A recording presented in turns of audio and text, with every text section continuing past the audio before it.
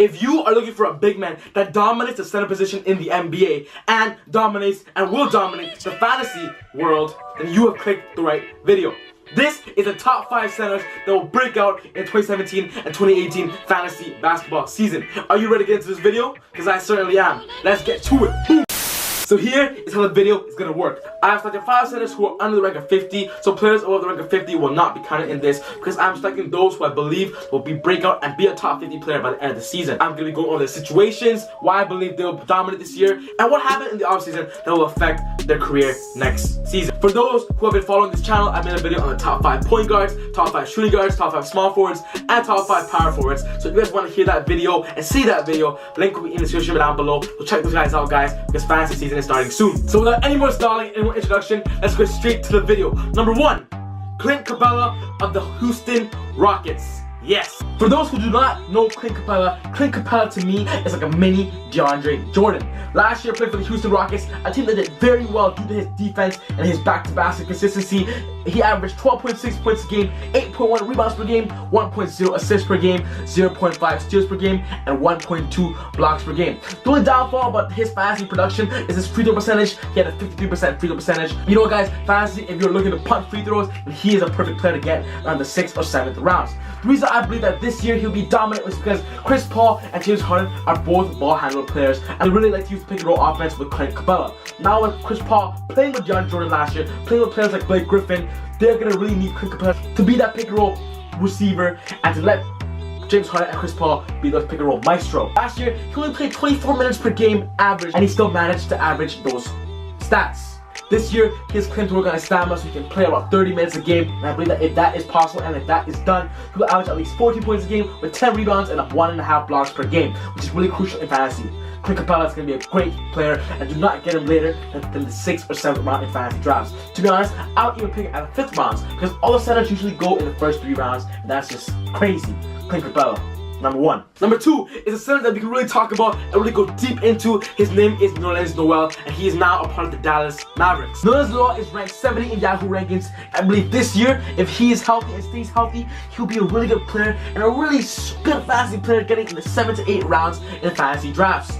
Last year, playing for the Philly and the Dallas Mavericks, he averaged 8.7 points a game, 5.8 rebounds per game, 1.0 assists per game, 1.3 steals per game, and 1.0 blocks per game. That is an all-around big man, and he can be really crucial to your teams. And also even played well, getting a 7% free throw percentage, which isn't as bad as other players such as Clint Capella and DeAndre Jordan. In the offseason, Rick Carlisle has agreed and said that Nerlens Noel will be coming off the bench. But you know what? That will not affect his fantasy value because he claims he will still be playing 30 minutes per game.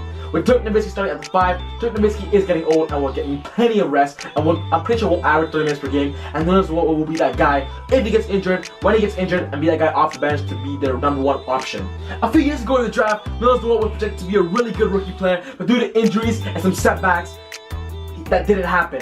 Now, with a new opportunity in Dallas Mavericks, they're going to try to raise him with Dennis Smith to become their franchise player once Dirk Nowitzki leaves, and Nerlens Noel will average at least 11 points a game, about 8 to 9 rebounds per game, 1 assist, 1 steal, and 1 block. And you know what? Those are numbers that are going to be consistent if he gets his consistent minutes. So keep an eye on Nerlens Noel in fantasy drafts because he might slip and fall into the later rounds.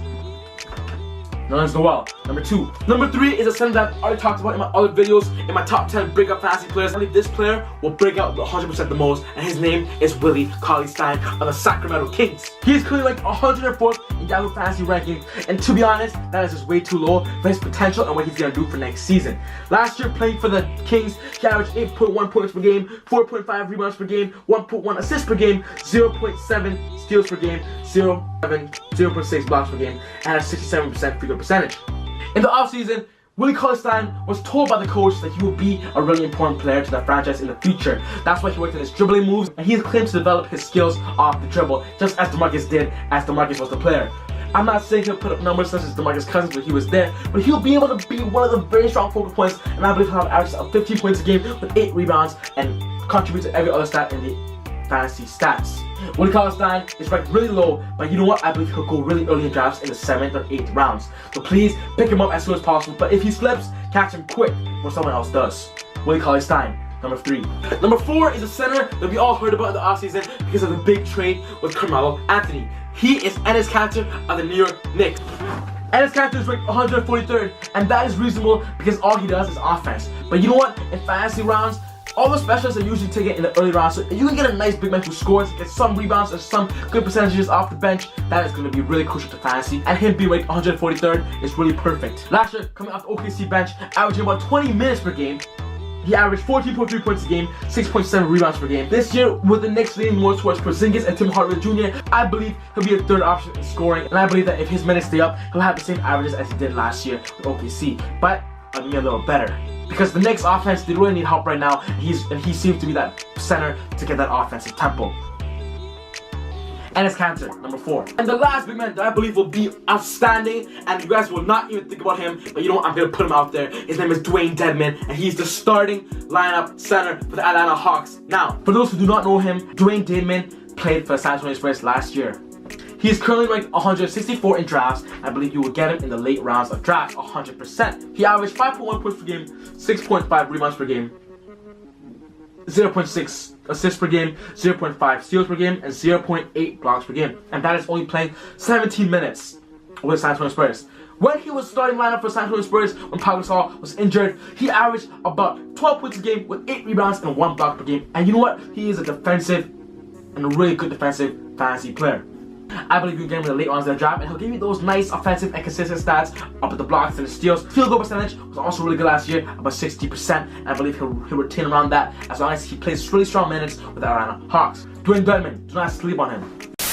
And that wraps up our top 5 center video, guys. I hope you guys really enjoyed that video. You know what? It was really hard finding centers because the good centers are usually taken in the top 3, top 4 rounds. And you know what? But I believe these centers will be really crucial to your later rounds of the drafts 100%. This is also the last video of this segment, guys, on the top 5 positioning. But you know what? There'll be a lot more basketball videos coming, a lot more fantasy basketball players coming, a lot more fantasy videos coming, guys. So please, I really want you guys to be a part of the growth of this channel. And subscribe and hit that notification, guys, because I'll be posting videos as soon as possible as I can. So just wrap it up, guys. Fantasy basketball. You guys love basketball. Like this video for more basketball videos. Subscribe because you guys want more basketball videos, and comment because I really want to know what you guys are thinking. At the end of the day, guys, just take it easy. God bless, and have a great day, night, wherever you guys are watching this video. Ha! Boom! Say I won't. Why y'all scared to be different? Say I won't. Why y'all scared to be different?